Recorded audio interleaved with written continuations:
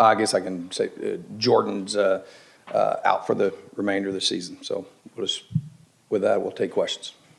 I think you saw this coming, but what kind of loss is that for the defense and the team? You know, my heart goes out to him. I mean, just a tremendous young man. I mean, the tremendous story, you know, walking on here, earning a scholarship, the level of play that he played at last year. And what's so tough is that I know he had played his best, you know, 3 games going into this last game, and obviously is just he epitomizes what our program got, a heart of a champion,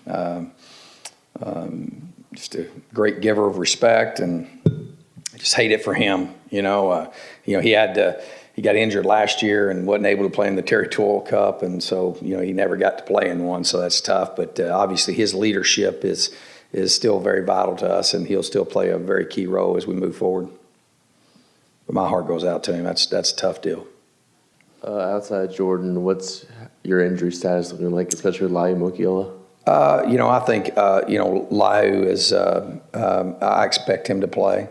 We'll see. Obviously, those guys, we're just like anybody else in Week 11. I think they've already played 11 games and hadn't had a bye. So we've got guys, obviously, bumps and bruises and beat up, but I expect everybody else to play. Todd, can you talk about guys like James Johnson, Chad Adams, and Marcus Ball, and how they were able to fill in and get the job done last week, and what it took for them to do that? Yeah, I was really proud of those guys. Marcus Ball came in, played with a great passion, and had very limited reps. Just really proud of being able to come in too. We had to make a lot of adjustments from what they were doing game plan wise, and Chad and James both, really did a great job of adjusting on the fly, and all those guys I was really proud of. You look at, I think 2 weeks ago, James was repping at Spur, and he wound up playing free safety during the game. And then, Chad actually started at free safety and then finished the game at bandit safety. So that was an interesting deal. So really proud of those guys, and just proud of the heart and determination that all of our guys displayed. And like I pointed out the other day, Tony Longino was extremely impressive, and how he was a very inspirational performance by him, and I think it really activated our guys, and a lot of it too. Our guys made great adjustments. We made some. They were able to get some things adjusted on the fly, and really proud of them. I could go through every guy. Salamo's a guy that's played with incredible discomfort, and just been a warrior. Coach, I know every senior class is special, but this one in particular that came in when you came in, and now you get to say goodbye to them. Well, one of the things, there's 2 parts to it. There's guys like Mike Bercovici, Mo, V, Gary Chambers. It's the last of the guys that were here when I got here, and really proud. Those guys are every bit as much my guys as the guys I've recruited. I can tell you that, because I can remember sitting here and talking to them about what we were going to do, and how we were going to change the culture, and what kind of culture we were going to bring here. And you look at those guys, they conformed and were transformed. And obviously that didn't happen overnight, but just really proud of them. And, that's a group that's really special to me. And then obviously guys like DJ Foster, and, that really, DJ trusted us when we didn't really have anything, any body of work for him to trust. And, so that was, obviously it's a really special group there as well. And how they've blended, and just how close those guys are. And, we've really sown really close relationships, and, no one knows that really but us, really just how strong those bonds are. And so this is, every year it's special, but this is one, this is my 4th season And so, it's been a long time since that I've had a group that I feel as close to as this one. So it's a special group. So big day for us for Senior Day.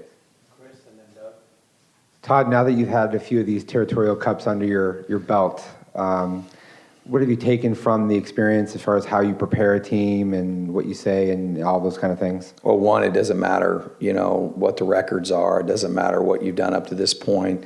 The bottom line, this is going to be this is a rival game, and one that is very passionate on both sides. And, this game's been a game where, it comes down to turnovers. And, you got to win that battle. And the years we've won that battle, well, we've won. And the years we haven't, we haven't. So, this is a one that's the most important game on our schedule. Obviously to our fans and to our coaches and to our players. Todd, from what you've seen on film, what are the differences between Arizona's quarterbacks, Solomon and Randall? Both very, very athletic. Obviously, Solomon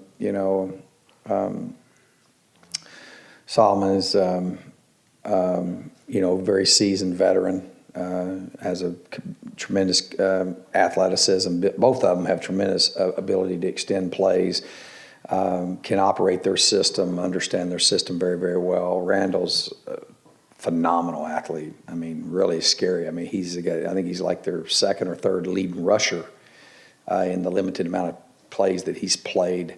He throws the ball well. I think obviously Solomon is the more seasoned, more veteran, has more of a command of the offense, obviously, and Randall's just a tremendous athlete and very, very explosive, and had a big game. Through the game-winning touchdown and came in and did a great job for him. So both very athletic, both very hard to contain. Both you have to account for, and Randall would be just a really, really explosive runner. I mean, a guy that's every bit as explosive as any tailback. So he's a challenge, and both of them are very good players. Where do you think Kalen has shown the most progress from where he started this year to where he is now? Kalen Balasha?